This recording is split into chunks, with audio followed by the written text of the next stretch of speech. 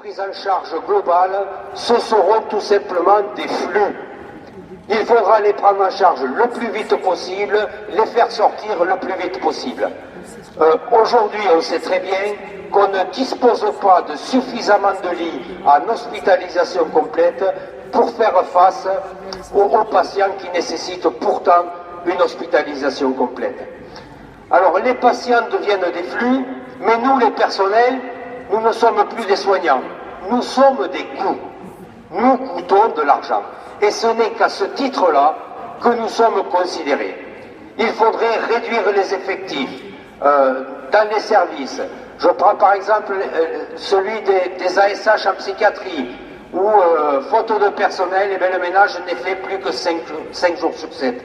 On peut prendre l'exemple des urgences, l'accueil des urgences, où une seule personne est là pour accueillir l'ensemble des flux des urgences.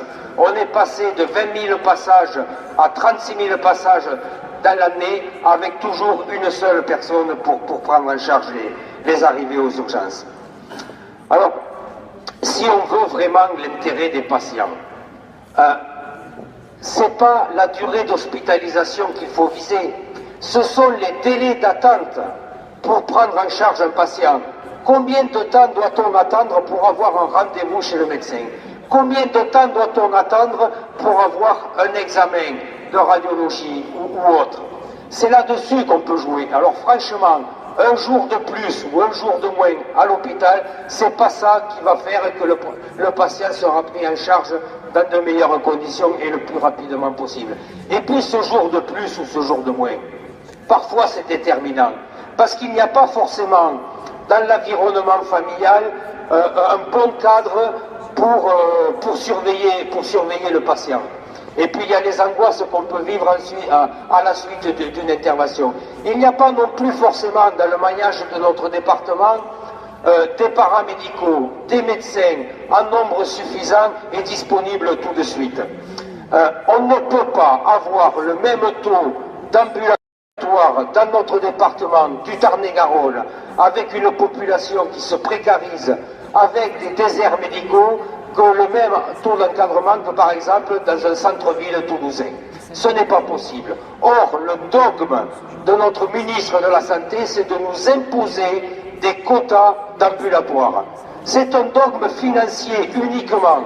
Et nous, ce qu'on veut, c'est raisonner un peu. On en a assez des dogmes financiers.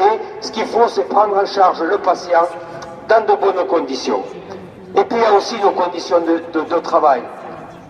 On le voit tous les jours. Hein. Quand on est en repos, on se demande si on est vraiment en repos. On est à la merci d'un coup de fil pour nous appeler parce que notre collègue est absent. Nos périodes de congés annuels sont réduites de plus en plus d'année en année. On n'a pas droit aux 3 semaines consécutives comme le prévoit la réglementation. Et puis il y a les CDD. Aujourd'hui, vous le savez tous, malheureusement les CDD ne peuvent pas se montrer, mais ils subissent cette pression inadmissible de la part de l'encadrement.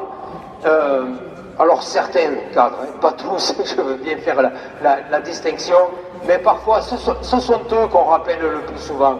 Ce sont eux qui sont à la merci d'un arrêt maladie. Si on est malade et en CDD, eh bien on risque de perdre son emploi. Voilà la réalité de la situation. Et puis c'est tout simplement le non-respect du statut. Nous sommes la fonction publique hospitalière. Les salariés des hôpitaux doivent être des fonctionnaires. Sinon, eh bien, on n'est plus dans le respect de la réglementation.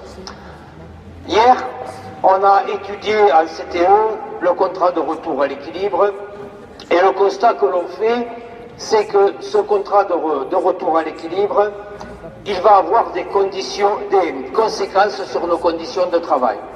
Donc nous avons refusé de nous prononcer tant que nous n'avons pas étudié de façon précise les conséquences sur les conditions de travail.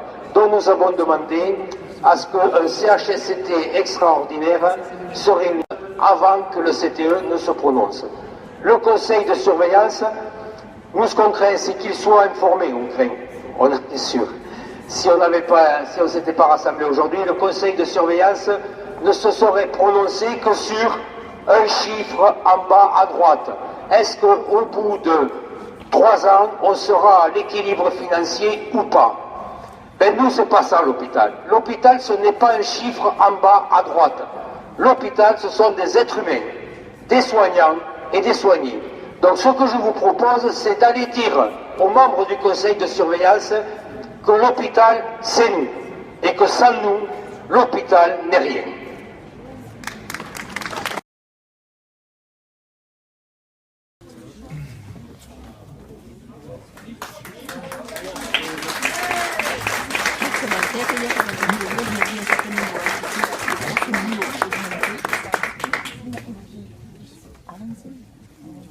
Donc hier, le comité technique de l'établissement s'est réuni. On a pu discuter de ce contrat de retour à l'équilibre et on a fait le constat que ce contrat de retour à l'équilibre allait avoir de graves conséquences sur nos conditions de vie et de travail. Donc on a refusé de se prononcer parce qu'on ne connaît pas exactement les conséquences que cela va avoir. Et on demandera au CHSCT de donner un avis en utilisant les moyens dont dispose le CHSCT, de donner donc un avis sur les conséquences de ce contrat de retour à l'équilibre sur nos conditions de vie et de travail. On dit un contrat de retour à l'équilibre, ce n'est pas un contrat. Il n'y a qu'un élément qui s'engage, c'est l'hôpital qui s'engage à faire des économies. Et ces économies, on vit déjà depuis 1 an dans le système du contrat de retour à l'équilibre. Ça fait 1 an que l'on vit des restrictions de personnel, des difficultés sur les remplacements, une charge de travail qui ne cesse de s'alourdir. Ça fait 2 ans maintenant qu'il n'y a plus aucune stagiarisation de contractuels. Ça aussi, c'est des termes du contrat de retour à l'équilibre qui ne figurent pas là-dedans. Nous, on a des difficultés à faire convenablement notre métier. On vient à l'hôpital, nous, pour soigner et sans pour autant dégrader notre propre santé. Et puis soigner, c'est une prise en charge globale du patient. Nous, on considère que le patient est un être humain à prendre dans sa globalité. Ce n'est pas un flux avec une entrée et une sortie le plus rapidement possible. Ça, ce n'est pas notre conception du soin. Les patients, on voit en psychiatrie, aujourd'hui, il est très fréquent d'avoir aucun lit de libre dans les services de psychiatrie. Les équipes discutent de savoir quel patient on va faire sortir plutôt qu'un autre, alors que tout compte fait, la meilleure des solutions, ça serait de ne pas faire sortir. Et on fait un choix au moindre risque. Ça, c'est des conditions de travail qu'on ne peut pas admettre. Sur le virage ambulatoire, c'est la même logique. Nous, on ne veut pas avoir des services de soins qui vont avoir comme préoccupation première de faire sortir. Notre préoccupation première, c'est de bien soigner les populations. Fermeture de lits en psychiatrie. Là, ici, on prend des risques avec des fermetures, tout compte fait, de lits et de places. On voit d'ailleurs que l'hôpital de Moissac ne va pas fonctionner. D'ailleurs, ce contrat, la capacité en chirurgie n'a jamais été étudiée en fonction ou non de tel ou tel maintien d'activité sur Moissac. Ça, on laisse planer un doute quand même qui n'est pas acceptable. Sur le SSR, vous prévoyez aussi des fermetures de lits sur le SSR, alors qu'on sait qu'il y a des listes d'attente. Voilà. Donc on ne peut pas admettre que la population, surtout compte fait, moins bien soignée après ce contrat de retour à l'équilibre qu'avant ce contrat. Les engagements de l'ARS, on les connaît aussi. La deuxième ligne de SMUR. Voilà. On a besoin d'1 million d'euros et on nous donne 180 000 euros. On ne peut pas fonctionner convenablement. On a aujourd'hui à mettre l'ARS devant ses responsabilités. On a des gros efforts d'investissement à faire. La sécurité incendie, ça ne va pas amener grand-chose sur la qualité de la prise en charge. c'est simplement une mise aux normes. Enfin, il y a des investissements à faire sur les personnes âgées, il y a des investissements à faire sur certains services de psychiatrie, je pense aux services voisins. Tout ça, ce sont des engagements que l'on doit attendre de la part de l'ARS.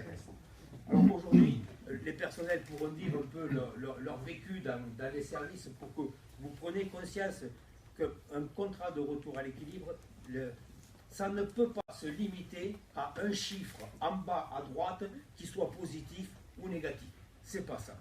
Un hôpital, lui, il doit soigner dans de bonnes conditions. Et si aujourd'hui vous dites l'important c'est le chiffre en bas à droite, nous on va vous répondre l'important ce sont nos conditions de vie et de travail et c'est la qualité des soins que l'on doit accorder à la population. Donc les personnels sont venus pour vous dire ça.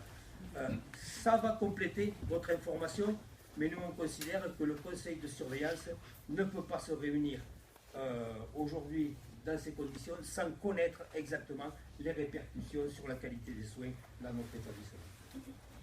Merci M. Petitot. Vous croyez bien que